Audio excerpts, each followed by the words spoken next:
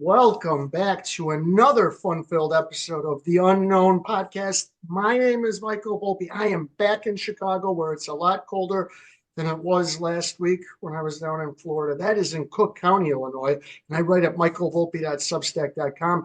My partner is Richard Luthmann. He writes at Luthmann, Luthmann.substack.com.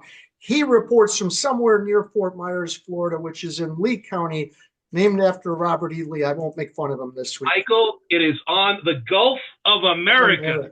That's where That's I am, right. The beautiful Gulf of America. All right. President can't unilaterally change names, but if you want to call it the Gulf of America, I don't really care. I'm going to agree with Google. Google says Gulf of America. Google can call it. We're going to start with some current events, and I got to get this up. I'm going to call this the post that will live in infamy. So here we go. Donald Trump, I think he posted this on Truth Social. That's why you got the screenshot from his vice president, J.D. Vance. Think of it. A modestly successful comedian, Vladimir Zelensky, talked the United States into spending $350 billion to go into war that couldn't be won, that never had to start, but a war that he, without the U.S. and Trump, will never be able to settle. The United States has spent $200 billion more in Europe, and Europe's money is guaranteed, while the United States will get nothing back.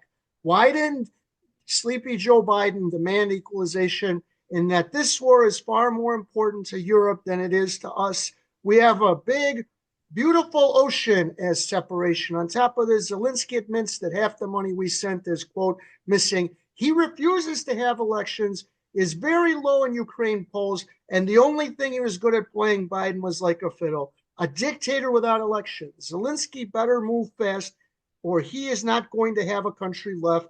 In the meantime, we are successfully negotiating an end to the war with Russia, something all admit only Trump and Trump administration can do.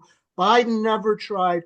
Europe has failed to bring peace. Zelensky probably wants to keep the, quote, gravy train going. I love Ukraine, but Zelensky has done a terrible job, and his country is shattered, and millions have unnecessarily died, and so it continues.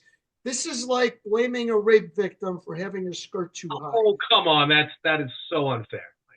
Unfair. No, this is atrocious, and it's even more atrocious that Vance shared it. What about barely mentions Putin. He doesn't mention the name Putin.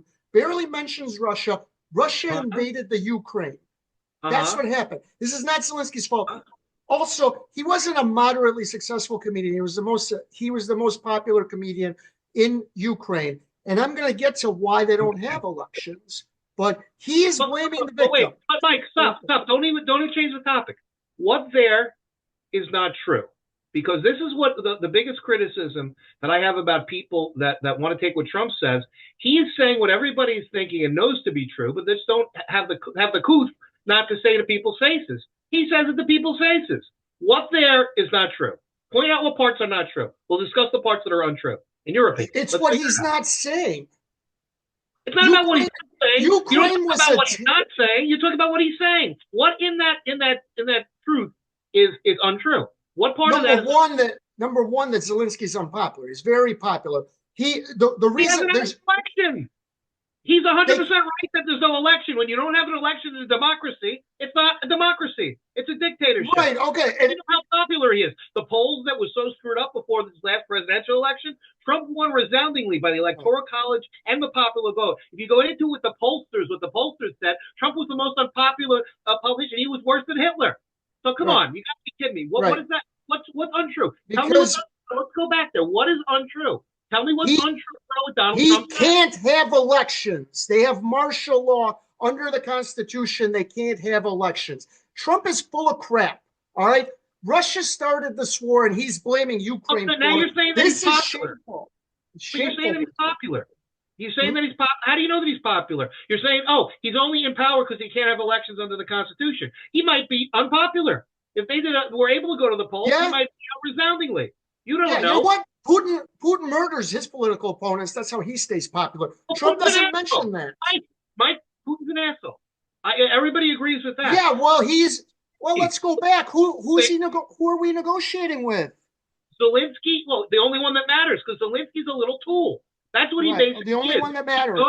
He's gone to everybody and he's hoodwinked for all this money. This is the Right. military-industrial complex that they talk Mhm. about, right? The military, they play like a fiddle. And what is happening? United States government is paying military defense contractors to send shit over to the Ukraine for them to explode and then reload, and Europe is not paying their fair share. That's what Trump is talking about. We are here. successfully. This guy's a great con artist. He's conned the American people for the last 4 years into paying much more than they should for a war that Trump is 100% right. We have a General Atlantic and General Pacific, and we've had them forever. And the fact of the matter is, Europe should be ponying up the lion's share and taking the lead in this. Then he should be talking to Europe.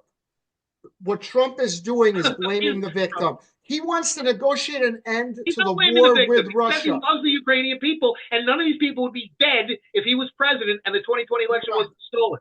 If you want to blame somebody, blame the Democrats for stealing the 2020 election and the millions of lives of the blood that's on their hands for every man, woman, and child in the Ukraine that has died. Okay, you want to really talk about lives? You want to talk about blame? You're talking about there's no election. You can't have an election in the Ukraine. Well, we didn't have one in 2020 in the United States. And these people would be alive if Donald Trump was there because Putin didn't take a foot of territory from anybody when Donald Trump was there because he knows that Moscow may very well turn to fucking rubble in plain English. Right. Not right now. They won't. I blame one person for all the deaths in Ukraine, and that is Vladimir Putin. You can blame whoever you want.